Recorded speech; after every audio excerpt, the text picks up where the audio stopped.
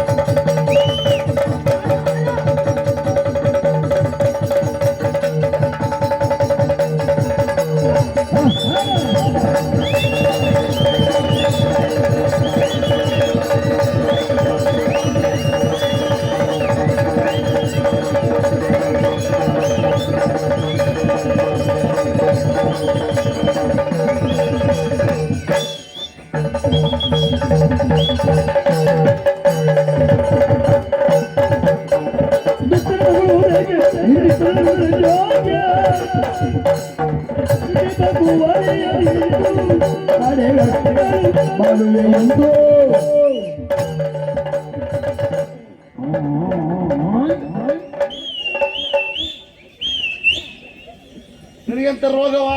ಅಲ್ಲ ನೀನ್ ಹಾರ್ದಿಯಲ್ಲ, ಈಗ ಗಾಳಿ ಹೋಗ್ತಾ ಉಂಟು ನನಗೆ ಗೊತ್ತಾಯ್ತು, ಎಲ್ಲೂ ಹೋಗ್ತಾ ಉಂಟು ಗೊತ್ತಾಗಿಲ್ಲ. ಅದೇ ಪರೀಕ್ಷೆ ಮಾಡ್ತಾ ಇದ್ದೆ. ಈ ರೀತಿ ಹಾರಿದಾಗ ಗಾಳಿ ಎಲ್ಲಿ ಹೋಗ್ತದೆ? ಎಲ್ಲಿ ಹೋಗ್ತದೆಯೋ? ಮೂಗು ನೋಡು, ಬಾಯಿ ನೋಡು. ನೀ ಮೂಸುದು ಯಾಕೆ? ಮೂಸ್ಬೇಡ. ಇಡೀ ವರ್ಷ ಮೂಸೇ ಸತ್ತ. ಜೀವಮನ್ ತಕ್ಕ ಅವ ಮೂಸಣ್ಣ ಸಂತಂದವ, ಮಹಿಷಾಸುರನ್ ತಮ್ಮ ಮೂಸಾಸುರ ಇವ. ಏಯ್ ಎಂತದ್ದು ಹಾರುವಾಗ ಸಿಳ್ಳೆ ಹಾಕ್ಲಿಕ್ಕಿಲ್ಲ, ನನಗೆ ದಯದಾಕ್ಷಿಣೆ ಇಲ್ಲ. ಮತ್ತೆ ಕೆಟ್ಟಂಬಿಡ್ತಿಂದ ಹೋಗ್ತಿರ್ಬೇಕು, ಗೊತ್ತಾಯ್ತಲ್ಲ? ಹಾಕ್ಲಿಕ್ಕಿಲ್ಲ, ಆ ದಿಕ್ಕ ಪ್ರಸಂಗ ಇಲ್ಲ. ಯಾರು ಹಾಕ್ಬೇಕು? ಸಿಳ್ಳೆ ಹಾಕ್ಬಾರ್ದು. ಯಾರು?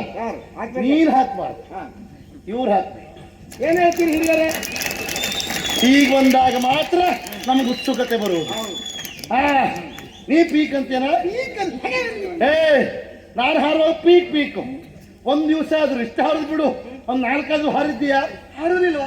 ಜೀವಮಾನಡಿ ಮೈಕೇನೋ ಮಾಡ್ಕೊಳ್ಳಿಲ್ಲ ಅವ. ನಾನು ಸುತ್ತಿರಿಗೆ ಸಂಬಂಧ ತಗೋತಿದ್ದ. ಕೊಡ್ತಾರಲ್ಲ ಆಗ್ಲಿ, ಹಾರಲಿಲ್ಲ. ಕರ್ಮ ತೀರ್ಲಿಕ್ಕೆ ಹೋಗಿ ನೀಲವರ ಹೊಳೆಯಾರ ಸಾಯಿ. ಅದ ಹಾರೋದು ಹೇಗೆ ಗೊತ್ತಿಲ್ಲ. ನೀವು ಸರಿ ಹಾರು ತೋರ್ಸ ಹಾರ್ಬೇಕಿತ್ತು. ಹಾರ್ತಿದ್ದೆ ನಾನು ಹಾರೋದು ಸರಿಯಲ್ಲ. ಅಂದ್ರೆ ಹಿರಿಯವರು ಇರುವಾಗ ಕಿರಿಯವರು ಯಾವ ಕಾರಣಕ್ಕೂ ಹಾರಬಾರ್ದು. ಒಳ್ಳೆ ಮಾತಾಡ್ತೀಯ. ಒಂದ್ ಕೆಲಸ ಮಾಡುವ, ನಾಳೆಯಿಂದ ಸ್ವಲ್ಪ ಬದಲಾವಣೆ ಮಾಡುವ. ಯಾವುದು? ಕಿರಿಯವರ ಸಂಬಳವು ಹಿರಿಯವರು ತಕೊಳ್ಳ. ಅಣ್ಣು ಸಂಬಳದ ವಿಷಯ ಪ್ರತ್ಯೇಕ. ಅದು ಬಂದು ಜಾಗ್ರತೆ ಆಗ್ತದೆ ಎಲ್ರು. ನೀವು ಕೆಲಸ ಹೇಳ್ರ ಬದಿಗಿಲ್ಲ. ಯಾರು ಪುಣ್ಯಾತ್ಮ ಏನೋ ಶವಗಾರ ಹೆಣ ಕೊಯ್ಲಿಕ್ಕಿದ್ದವ್ ನಾವು. ಯಾಕೆ? ಕರೆಸಿರುವ ಬಟ್ಟೆ ನೋಡು, ಅದನ್ನಾದ್ರೂ ಬಿಡೋಣ. ಮಧ್ಯಾಹ್ನ ಯಾರ ಮನೆ ಊಟಕ್ಕೆ ಹೋಗಿದ್ದು ಸರ್ವ ಶ್ರೀಗಳು. ಯಾಕೆ? ಎಲ್ಲಿಯೋ ನಾಯಿಗೆ ಅನ್ನ ಹಾಕೋ ಪಾತ್ರೆ ಕದ್ಕೊಂಡು ಬಂದಿದ್ದಾನೆ. ಅದು ನೀನು ಬಂದಿಯಲ್ಲ, ಅದಕ್ಕೆ ಹಿಡ್ಕೊಂಡು ಬಂದೆ. ನಾಯಿಗೆ ಅನ್ನೋ ಪಾತ್ರೆ ಅಲ್ವಾ? ಅವ ದೋಸೆ ಹೋಯ್ತದೆ. ಅವನ ಕುರಿತಾಗಿ ಸಂಪೂರ್ಣ ಅರ್ಥ ಆಯ್ತು. ಏನು? ಇಲ್ಲಿವರೆಗೆ ಒಂದೇ ಒಂದು ವಾಕ್ಯ ಮಾತಾಡ್ಲಿಲ್ಲ.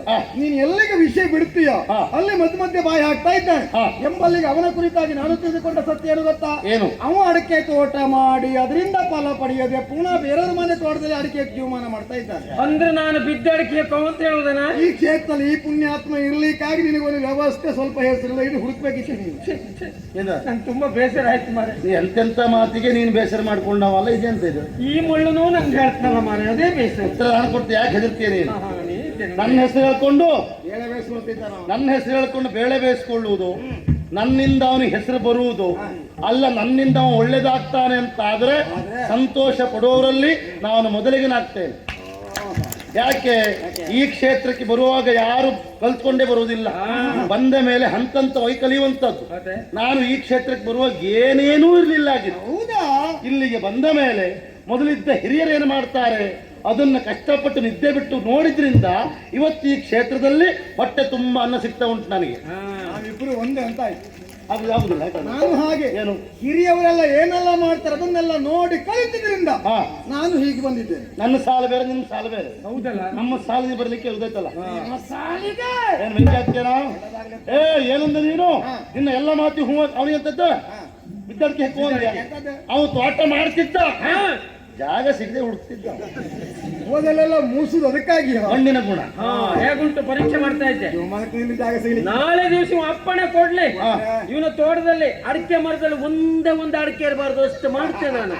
ಅದು ಗೊತ್ತಿದ್ದೆ, ನಾ ಸಸಿ ಹಾಕಲೇ ಇಲ್ಲ. ನಿನ್ನ ಎಲ್ಲ ಮಾತಿಗೂ ಹೂ ಹಾಕಿದೆ. ಕೊನೆಗೇನು ಹೇಳಿದೆ? ಏನು ಆಟವನ್ನ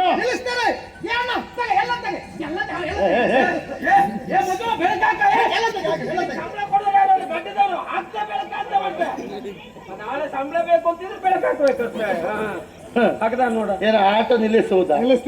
ನಿನ್ನ ಕತೆ ಬಿಡ. ನಿನ್ನಂತದ್ ಎಷ್ಟೇ ಹುಟ್ಟಿ ಬಂದ್ರು ಈ ಪ್ರಪಂಚದಲ್ಲಿ ಈ ಕಲೆಯನ್ನ ಈ ಆಟವನ್ನು ನಿಲ್ಲಿಸ್ಲಿಕ್ಕೆ ಯಾರಿಂದಲೂ ಸಾಧ್ಯ ಇಲ್ಲ. ಅದಕ್ಕೆ ಕಾರಣ ಏನು? ಇದು ಬರೀ ಮನುಷ್ಯರೇ ಮಾಡಿದ ಕಲೆ ಅಲ್ಲ, ದೇವರಿಂದಲೇ ಬಂದಂತ ಕಲೆ. ಅದಕ್ಕಾದ ವ್ಯವಸ್ಥೆ ಅಂತ ಉಂಟು. ಕಾಲಕ್ರಮೇಣ ಬದಲಾವಣೆ ಆಗ್ಬಹುದು, ಕಾಲಮಿತಿಯೂ ಆಗ್ಬಹುದು, 3 ತಾಸಿಗೂ ಬರ್ಬಹುದು.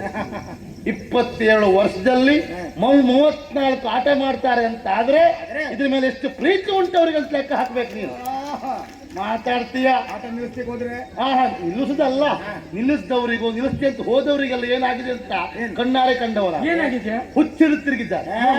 ಆಟ ಆಟ ಆಟ ಆಟ ಕೊನೆ ಹರಕೆ ಆಟ ಮಾಡಿದ್ಮೇಲೆ ಸರಿ ಆಗ್ತವ್ರು. ಆಟ ಆಗಬೇಕೆಂಬ ನಮ್ಮ ಆಸೆ ಹೌದು, ಆಸೆ ಹೌದು. ಅದು ಆಟ ಆಡಿಸುವಂತ ನೀವು ನಾವು ನಮ್ಮಂತವರಿಗೆ ಗೌರವ ಪ್ರವೇಶ ಕೊಟ್ಟು ಆಟ ಮಾಡ್ತೀವಿ. ಎಷ್ಟು ಸೊಕ್ಕ ನಿಮಗೆ ಗೌರವ ಪ್ರವೇಶ. ನಿನಗೆ ಒಂದು ಗೌರವ ಪ್ರವೇಶ ಕೊಡೋದು ದೊಡ್ಡದಲ್ಲ. ಒಂದು ಗೌರವ ಪ್ರವೇಶ ಹಿಡ್ಕೊಂಡು 4 ಜನರಿಗೆ ಕರ್ಕೊಂಡು ಬಂದ್ರೆ ಎಂತ ಮಾಡ್ತಾ ಸಮಸ್ಯೆ. ಹಾಗಾಗಿ ಹೀಗೆ ಮಾಡ್ತಿದ್ರಿ. ಈಗ ಎಷ್ಟು ಕೊಡಬೇಕು ಅಷ್ಟು ಕೊಟ್ಟು ಒಳಬರುವ ಸಾಮರ್ಥ್ಯ ಇದ್ದರೆ ಕೊಡುದಿಲ್ಲ. ಯಾಕೆ? ನಿನ್ನಲ್ಲಿ ಹಣ ಇಲ್ಲ ಕಳ್ಳ. ಹಾಗಲ್ಲ ಮಳ್ಳ, ಆ ಗೌರವ ಪ್ರವೇಶ ಹಿಡ್ಕೊಂಡು ಒಳಗೆ ಬರುವಾಗ ಏನೋ ಒಂದು ಜಾತಿ ಸಂತೋಷ. ಆಗ ಅವನು ಕಂಕಳಲ್ಲಿ ರಾಮ್ ದೊರೆ ಹೇಳೋದು ನಿಮ್ಮಲ್ಲಿ ಮಾತಾಡೋದೊಂದೇ, ಗಾಳಿಯಲ್ಲಿ ಗುದ್ದಾಡೋದೊಂದೇ. ಹೇಳೋ. ಆಯ್ತು ಪ್ರಾಜರಿರಲು ನೀವು ಸುಮ್ಮನೆ ಯಾಕೆ? ಇದು ಯಾವ ಪ್ರಸಂಗದ ಪದ್ಯ? ವಸ್ತ್ರಾಪಹಾರದ್ದು. ಇವತ್ತು ನೀವು ಸುಮ್ಮನಿದ್ರೆ ಅಂತ ಕುಳು ಕುಟುಂಬ ಇವ್ರದೇ ಕುಳಿ, ಇವರಿಗೆ ಆಯ್ತು ಬಿಟ್ಟು ಮತ್ತೆ ಬೇರೆಯವ್ರಿಗೆ ಆಗ್ಲಿಕ್ಕಿಲ್ಲ. ಹಾಗಾಗಿ ಬಹಳ ಹೊತ್ತಾಯ್ತು ಕುಳಿತು ಸಾಕು ಹೇಳಿ ಹೋಗುವ. ಯಾರು ಹೇಳುವುದಿಲ್ಲ. ಪ್ರತಿಭಟನೆ ಮಾಡುವುದಕ್ಕೆ ಚಂದನ ಮುಖವನ್ನು ರಾಜಕುಮಾರಿ ಬಂದಿದ್ದಾಳೆ. ಅವಳು ಮುಖಕ್ಕೆ ಬಸಿ ಹಾಕ್ತೇನೆ. ನಿನ್ನ ಮುಸುಡು 300 ಮಾಡ್ತೇನೆ. ಮದುವೆ